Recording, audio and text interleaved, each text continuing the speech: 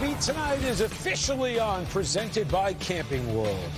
It's Chris Young and Matt Yallof with you inside the studio. Beautiful studio. How you doing? I'm doing great. You psyched? Oh, I'm psyched. I'm psyched. The last time I was here, we were still talking about CBA, so it's good to be back in town with some baseball, spring training games, and the boys out there having fun. Yeah, and 2 weeks till opening day. Already. And we have some important news to get to, and we're going to do it right now. We have the new rules for the 2022 season. This came down today. I saw it reported by Joel Sherman of MLB Network and the New York Post.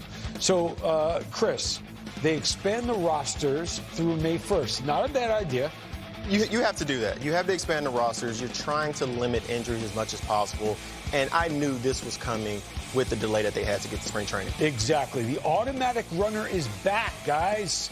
Ladies, gentlemen, kids of all ages, they're putting a runner on second in extra innings for just 2022. And that kind of makes sense if you're trying to protect over usage. I see that, and I see that yellow writing returning just for 2022. I feel like the players and the fans and the owners are getting used to this new rule, and I can see this being implemented in the future as well.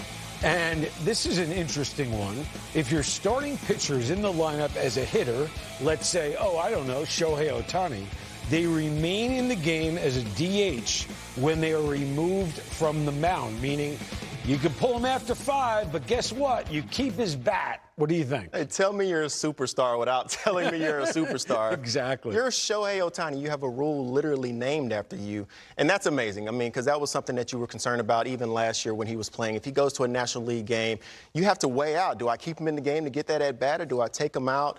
And I don't see this affecting too many other pitchers other than maybe a Madison Bumgarner. Yeah. I can see over there with the D-backs with the lineup that they have right now, that may end up being a discussion to be had for the D-backs on if they're going to let Mad Bum hit or if they're going to, have a DH that day. This is a huge advantage for the Angels.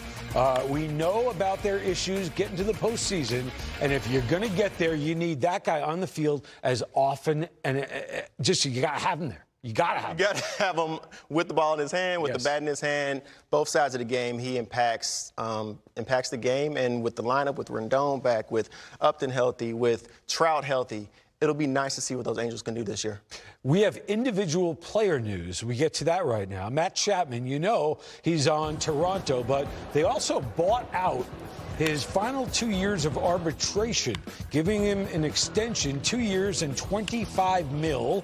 He's coming over from the A's, an elite glove, maybe the best in all of baseball, a down year offensively. He's going in the wrong direction offensively. We'll talk maybe a little bit more about him as we go. But you love the Jays and you love Vladdy. Oh, I love this entire offense from top to bottom. They are going to give you a run for your money if you're a starting pitcher. I mean, from Vladdy to Hernandez to Bichette. I mean, up and down. Grichuk hit a grand slam today. I was watching the game today. They're just an exciting offense. I thought they would have been in a better position last year, but this year their starting rotation is unbelievable. They have stoppers from top to bottom. You have the signing with Kikuchi. They're going to be a handful for any team in the AL. Yeah, and you saw Kikuchi. We had a little rip there of Kikuchi doing very well. Chapman got spiked and pulled out of the game at one point there. So the Blue Jays win that game. They win by a score against the Yankees of 9-2. Now we move on to spring training.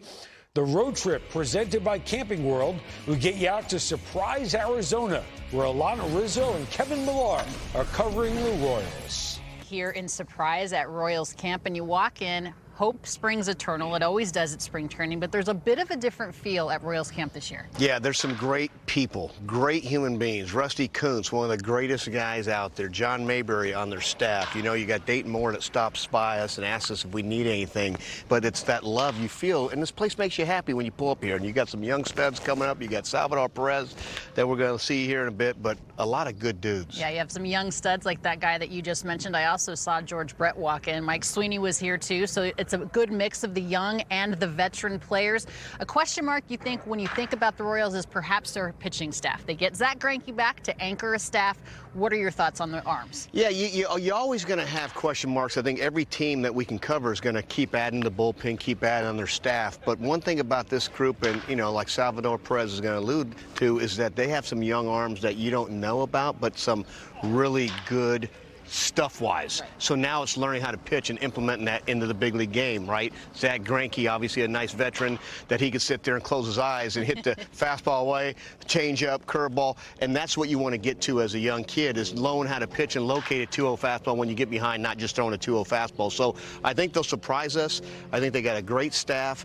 I think they got some great talent. You got Whit Merrifield, who is kind of the leader of this, let's call position players, besides the Salvador being the quarterback behind home plate. And I think there's some toughness and some grit that you're going to see some talented kids like a Bobby Witt Jr. also. Yeah, Bobby Witt Jr. Is he going to break camp with the big club? We will see. Salvador Perez, we know he's going to be there, and coming off an unbelievably historic season. How do you top that? It's a lot of hard work. Mi amigo aquí, he know that. Yeah, thank you for having me. I'm super excited to be back, you know. Hopefully I can do the same thing that I do last year. And try to help my team to win. Give me something about this team that we don't know, because you come into spring training as a Kansas City Royals, this place makes you happy. Like, they did such a great job with the field. You got a great staff. You got John Mabry. You got Rusty Coates running around making fun. But give me something about this team that we don't know about. It's a lot of crazy people in here. No, it's a lot of young guys. Yeah, I'm kind of, you know, impressed. We got a lot of good arms. They throw hard, they like to compete, a lot of young guys, you know. Let me tell you something, I think we're getting close to be back in the playoffs. That's what I think. And I do want to ask a question with your up the middle. I mean, obviously, Bobby Witt Jr. Oh, my God, yeah. He seems like a talent. He can run, he could hit, he's suerte in his hands. But talk to me a little bit about him that, you know, we need to know about. He's a great kid, and he likes to compete. He's always quiet, you know. And I think he got the opportunity to make the team. I think third base is going to be for him this year. And we're going to see. I don't have any problem with that. I think he's ready for big league. You talked about wanting to help the team win, and that's the typical thing a catcher has to say. I mean, you're the quarterback of the team. You're the only one involved in every single Tom Brady. No, yeah, Patrick Mahomes. No. Oh, Patrick Mahomes. Oh, that's right. I'm a Broncos fan. How about Russell Wilson? Okay, no, Patrick Mahomes. He's the owner. Let's go. The AFC West is going to be interesting this year, but how do you improve on the year that you had? I mean, every time you went up to the plate, it seemed like you were going to hit a home run, but you do it with such grace and so light and so happy, and it's so difficult to do what you do, yet you don't make it look hard.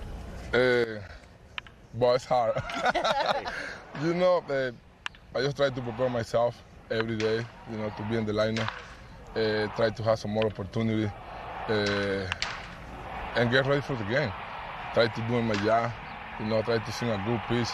I still try to come out 170 times, but Pedro tell me, home is coming with strike out. I'm like, okay, I take it. You got to gamble, right? I take it. So yeah, but I just try to prepare myself every day for the game. Well, we are so happy to see you doing good. We love you, and you know what? You're one of the good guys Thank in you, this game, amigo. Bobby. He's the best. Buena suerte con todo. Gracias. En este año que viene. Ajá. Sí, está bien. Sorry, Milad, for that. No, I understand everything. All right, guys.